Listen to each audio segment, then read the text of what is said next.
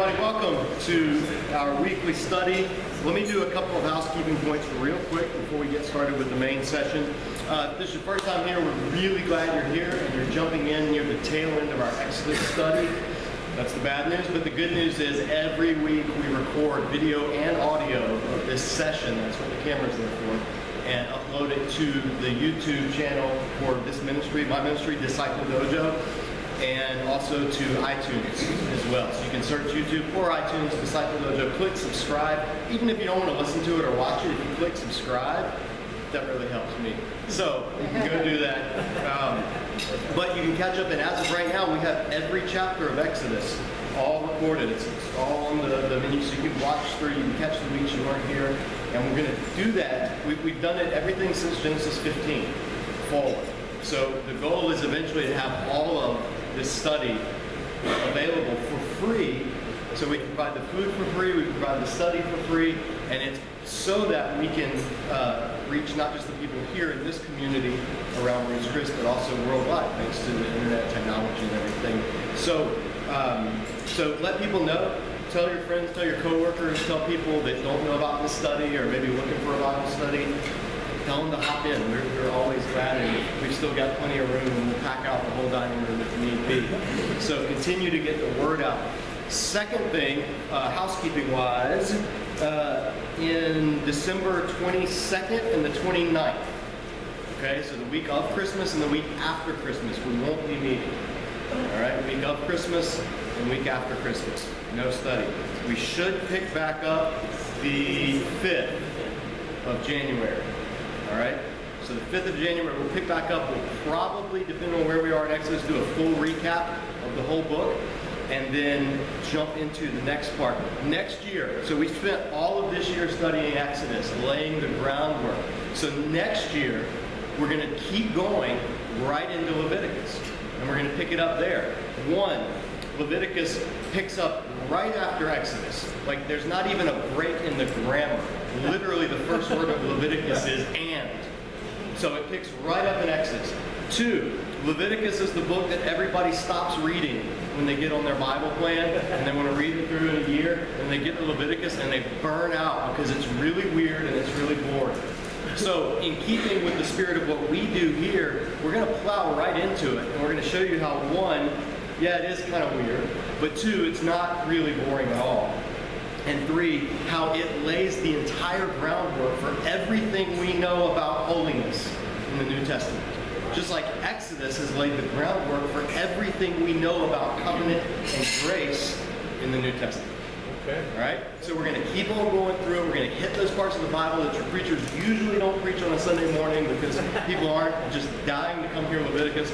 But when you hear the message of the book, as it was given to Israel, you start to realize why the New Testament says all Scripture is God-breathed and useful for teaching, rebuking, reproving, and training in righteousness. And so that's what we're doing here in this study, is going through the parts of the Bible that people tend to neglect. That being said, we're in Exodus. We're at the tail end of chapter 32 of Exodus. Last week and the week before, we looked at the incident. Israel has made the covenant. They've agreed to the covenant. They've signed it with their own blood, basically, through the ceremony of receiving the blood of the covenant on them as Moses sprinkled it on them. And they said 3 times, everything the Lord commands, we will obey.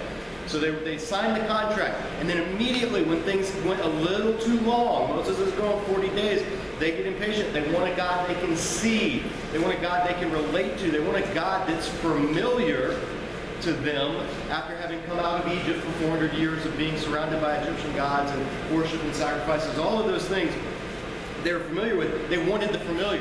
So they sort of decided, we're going to make our own version. We're going to help God by creating him in an idol, which is exactly what God himself from his very lips had told them not to do. It's not like God told that to Moses in secret up on the mountain. He told everyone. They all heard it. Exodus 20. They all heard the voice of God saying, you shall not make an idol and bow down to it. Not even if it's an idol of God. And that's what Aaron tried to spin it as the golden calf is representative of God. So we're going to have a festival of Yahweh. We're going to have a festival to the one true God using this pagan means of worship. And so last week we saw God's judgment. Moses comes down, he shatters the tablets, telling the people right where they made the agreement. He goes right to the place where he made the agreement, shatters the tablets, letting the people know the covenant's done.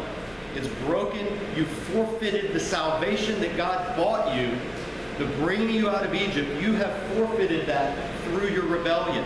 There is no hope for your salvation to continue because of your apostasy, is what the throwing down of the tablets communicated. The people repent.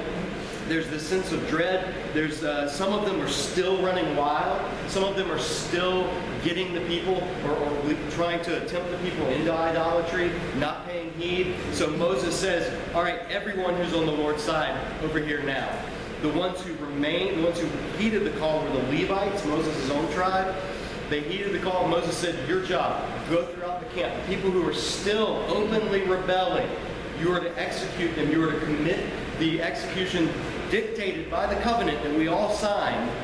You're to go through and do that. So it wasn't this case of like them, we talked about last week, grabbing swords, running through and just killing everybody. Although that's how when English translates the Hebrew, it kind of reads that way. But that's not what the text was saying. What the text was saying is go through and cut out the cancer that's still there. Cut out the openly rebellious people who are inciting Israel to worship in this way, who are still not repentant. In other words, judgment has come on those people. The worst of the offenders are taken out. It says about 3,000 died that day, or, as we've seen in Exodus, the word 1,000 is also the word for clan or regiments, or it's the Hebrew word elef. So 3 regiments, 3 clans, or 3,000, it could be either, it doesn't really matter, were the ones who died that day. The rest of the people now remain to figure out what their fate would be. They turned back, they said they were sorry, they showed their repentance, but they're still uncertain because the covenant's shattered. It's broken. Everything in the first 31 chapters of this book is all for naught at this point. And so that's where we pick up in chapter 32, verse 30. The next day, Moses said to the people, you've committed a great sin, but now I will go up to the Lord. Perhaps I can make atonement for your sin. Moses offers to be a high priest and to mediate between the people and God, to stand between them in the gap, which is what the priest is to do. Verse 31, so Moses went back to the Lord. This is his 6th trip up the mountain. So Moses went back to the Lord and said, oh, what a great sin these people have committed. They've made themselves gods of gold. But now, please forgive their sin. But if not, then blot me out of the book you have written. So Moses offers, he doesn't excuse the people. Here's what he doesn't do. He doesn't go, God, please, the people have done bad, but the people have done bad, however, keep in mind, none of that. He just says, God, they've blown it. They've done a great sin. His response is, though, he says, if you're gonna kill them, if you're gonna please forgive them. If you're not gonna forgive them, then blot me out with them. In other words, I got to stand with these people and identify with them in their sin. Even though Moses wasn't guilty, he was offering to vicariously stand in the place and receive the punishment that they deserved as well. This is the role of a mediator. This is super foreshadowing of what the ultimate one who's greater than Moses will one day do. So he offers that, and he uses this phrase, if not, blot me out of the book you have written. Now this theme of the book of life, as it's called sometimes, or it could be the scroll. At this point, books weren't invented. They used scrolls. Books came after the time of Jesus, but it's the same word in Hebrew, sefer, and it means just a bound up or rolled up writing. But in all the cultures in the biblical world, the concept of the book of life was widespread. And what it was there was the ruler of a town or the elder of a city or the king or whoever. If there was a group, usually a town or a village or a city, whenever someone was born, their name was entered into the book. It was the record. It was the record of who was in the city, who was in the people, who was part of it. And it was just a way of keeping genealogical records. If someone died, their name would be preserved, as a town of record. But if someone did something heinous, a heinous crime, then their name could literally be wiped out, blotted out from the book. And it was a way of not just punishing them after their execution, but also blotting out their memory and saying, basically, you never existed as part of us. So it was a way of beyond death, ultimately and finally ridding someone's memory from the community. That's what the practice was. And it continued all through biblical times in many different cultures. But the biblical authors use the phrase a lot. God talks about it with the Amalekites. He says, I'll blot out the name of Amalek from under heaven. David prays to it in the Psalms, do not blot me from your book of life.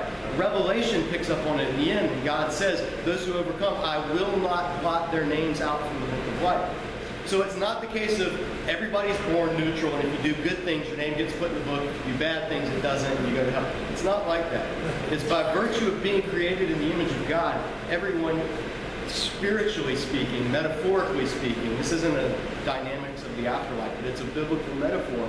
The image is everyone born is part of the family in the book of life. But there are things that you can do which will result in you being removed from that book. Heinous sin will have you blotted out from the book. That was the image that was transcultural in the ancient world. And so that's what Moses is saying if you're going to punish these people, if you're not going to forgive them, then go ahead and blot my name out as well.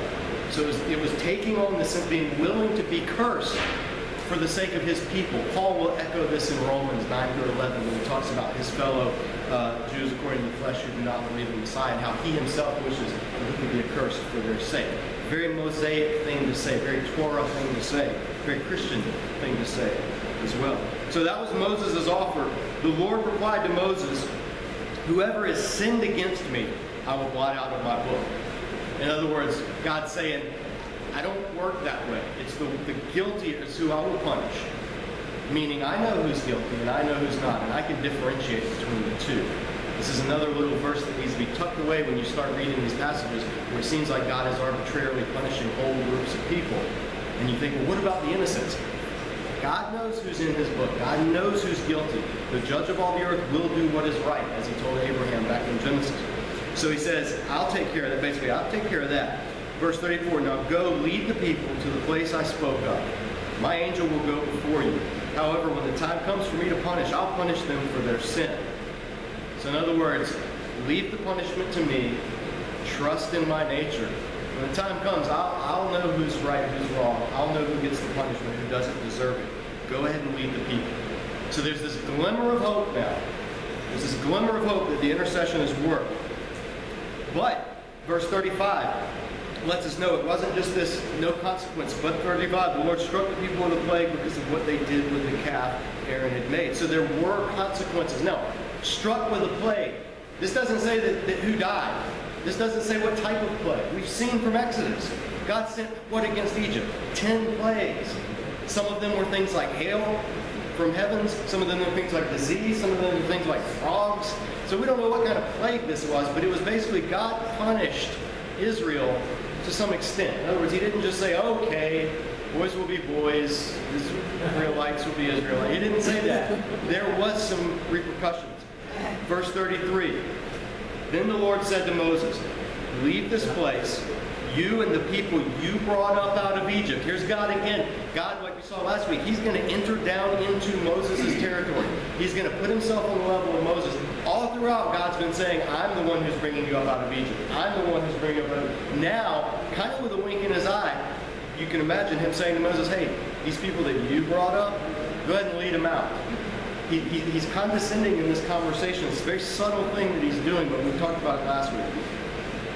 Leave this place, the people you brought up out of Egypt. Go to the land I promised on oath to Abraham, Isaac, and Jacob, saying, I'll give it to your descendants. So he's calling back to the covenant. Genesis 15, all the way back. He's saying, go, the plan's still on. Go to this land. I made a promise to Abraham, Isaac, and Jacob. I'm going to keep my promise. And you guys are still part of it. Verse 2, however, I will send an angel before you to drive out the Canaanites, Amorites, Hittites, Perizzites, Hivites, and Jebusites. Those were the people of Canaan that were ripe for judgment, the people that God had waited 400 years before finally judging them. And the judgment was going to be not through flood, not through fire, but through this army of ex-slaves driving them out. God's judgment comes in many forms in the Old Testament.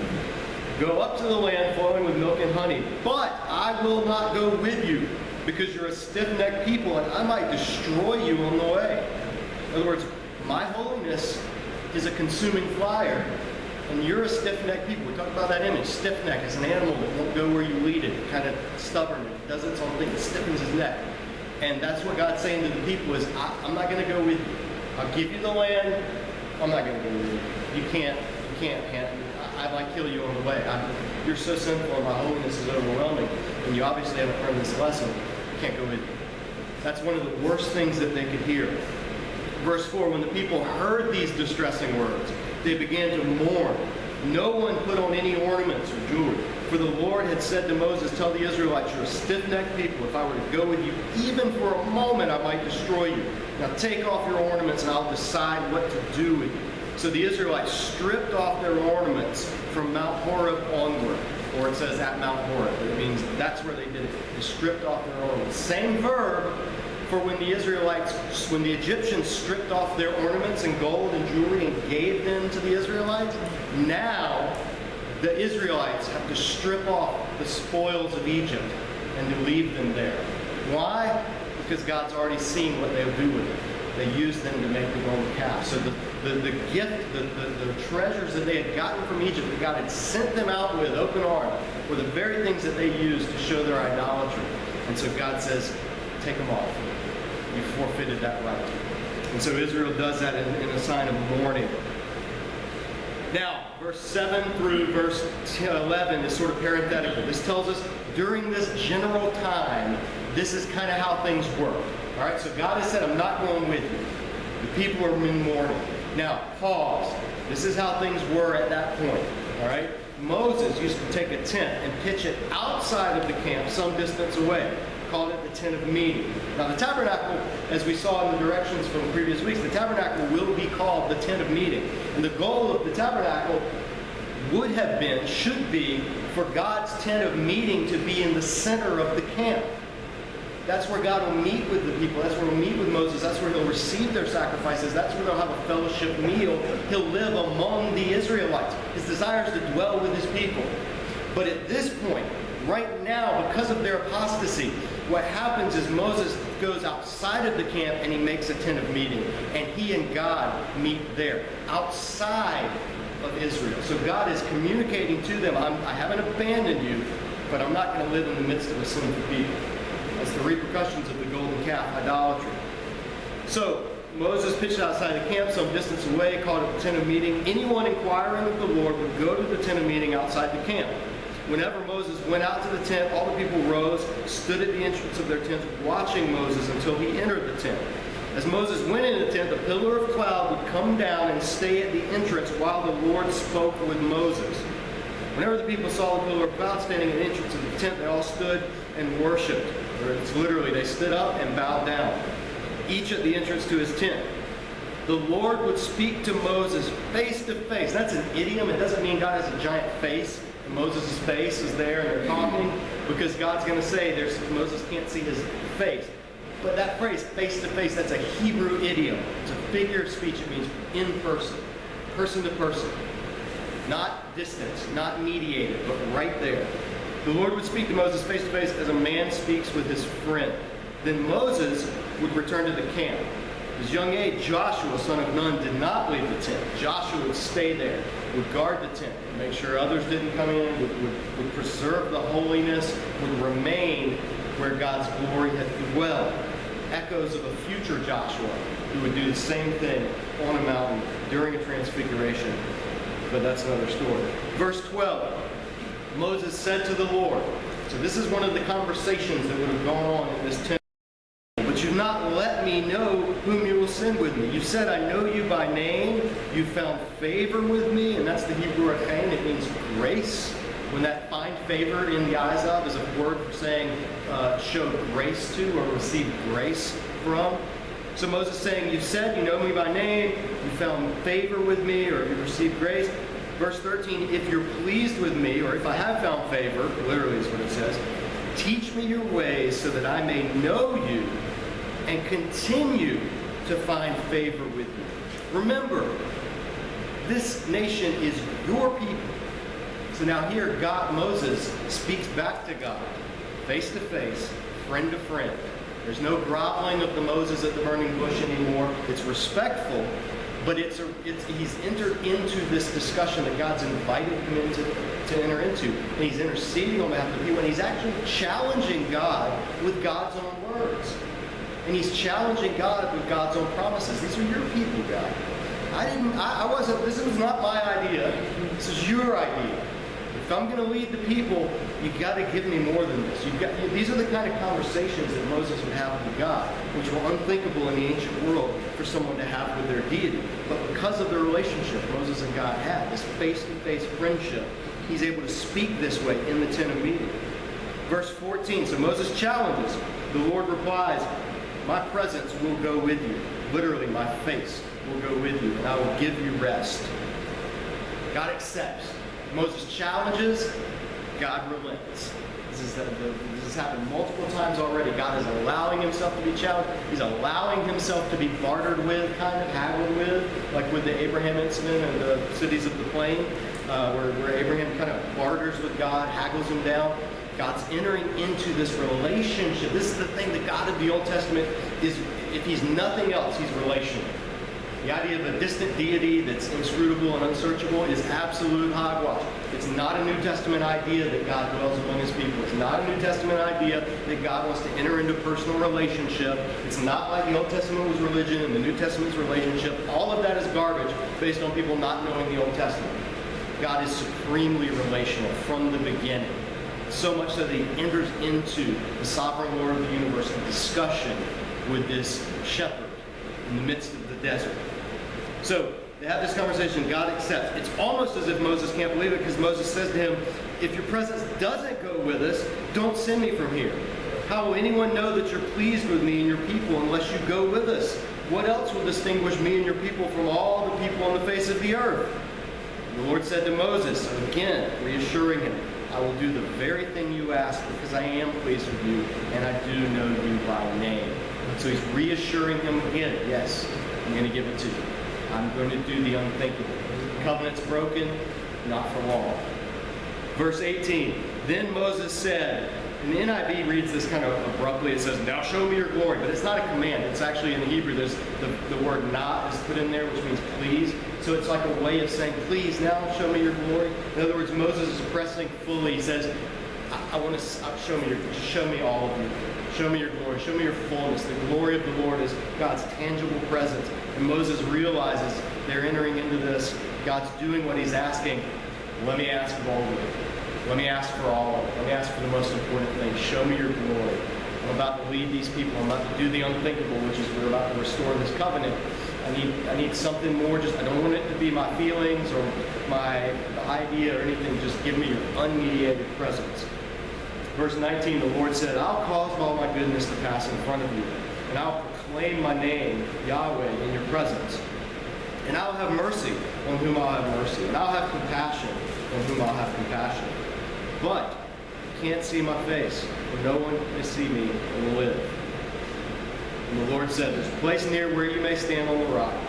When my glory passes by, I'll put you in a cleft of the rock, cover you with my hand until I pass by. Then I'll remove my hand, and you'll see my back, or my afterwards, but my face cannot be seen.